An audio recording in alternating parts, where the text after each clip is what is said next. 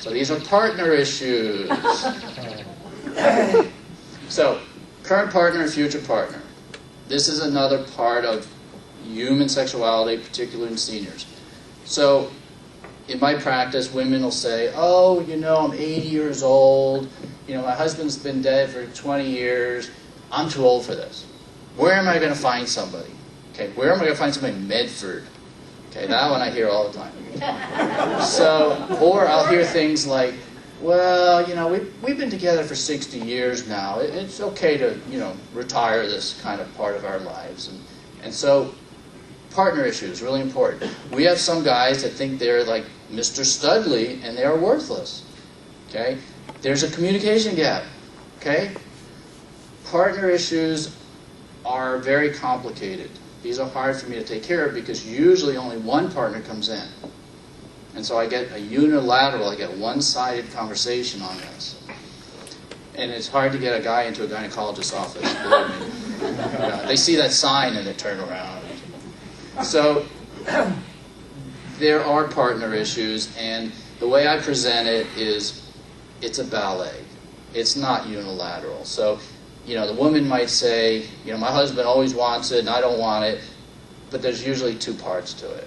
So, you know, there's two parts to the story. So we start putting it together. Is it a pain issue? Is it a fatigue issue? Is it a jerk issue? Is there, you know, he had an affair 20 years ago and you're still thinking about it? Is there, we got one lady, you know, for the ladies that we give estrogen, sometimes you can give vaginally, and there's this little tablet called a Vagifem now. It's about this big, and you pop it in there and it's supposed to melt. Well, sometimes it doesn't melt, and the guy shows up with this little white pill stuck to him. And so, you know, there's all sorts of partner issues. And she's worried about it. And I did a study on the NuvaRing, which is a vaginal contraceptive. It's 54 millimeters in size. They actually asked us to find out during oral sex if they can taste the difference. This is serious stuff. People, you know, are really having sex out there, and they need to know about these things. So human sexuality is kind of fun. There is none. There was no taste difference. Same thing with IUDs, by the way. But IUDs can cause problems with sex because there's the little strings get pokey. Right. Yeah, and I've had to fix things a few times. What about the cervix? The cervix. Let's talk about the cervix. That's a good question. For those of you who don't own one, most women I ask do not get pleasure out of their cervix getting bumped. Okay? There's this idea that somehow pushing on the cervix is pleasurable. Most women. I don't want anybody raising their hand and say, well, I'm different, and I really like that. So the cervix itself doesn't really contribute much to sexual interest. That's really important because as a gynecologist, I do hysterectomies, right? And I get these questions all the time. Well, I heard if you leave the cervix, sex is better. Okay? The studies say no. Okay? It is a no. And I could take questions on later. But basically, the cervix is not a sexual organ.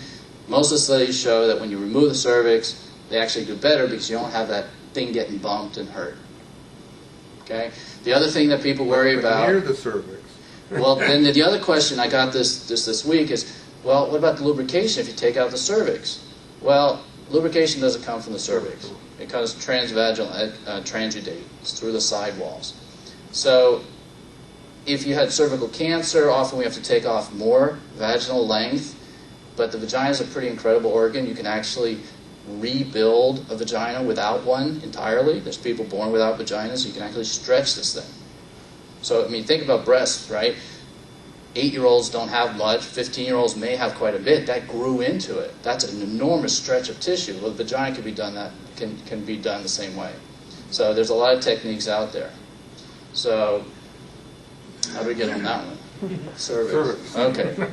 All right. So partner issues. What else? What else do I want to mention about partner issues? So future issues, future partners. Seniors, as we get older, we are getting more females. Okay? So by, let's say, age 80, there's a 3-to-1 ratio. So here you are, okay, your husband died, because usually it's you know, the husband dies because you marry an older guy, and the guys die sooner. So now there's more women looking for the same guy. So there's one guy in town, and there's 3 women looking at this one guy. Yeah, so it's kind of good for the males if you can grow old enough, if you can survive, but it's not so good for the women who come to my office and say, okay, I'm potentially interested, where am I going to find a partner? I was just at the Rogue Valley Manor, and you weren't there, by the way. Hope you had a good excuse, Erica. We were in China. I know, we were in China.